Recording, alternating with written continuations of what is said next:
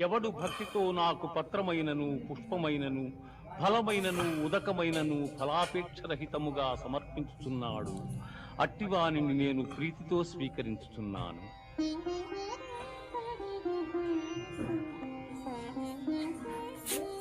మన్మనాభవ మద్భక్తో మజ్యాజీ మాం నమస్కురు.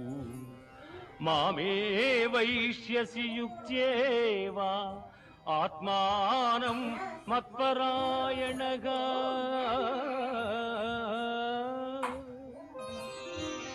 పార్థ నాయందు మనస్సు లగ్నము చేసి ఎల్లకాలముల యందు భక్తి శ్రద్ధలతో స్థిరచిత్తుడవై పూజించితివేని నన్నే పొందగలవు.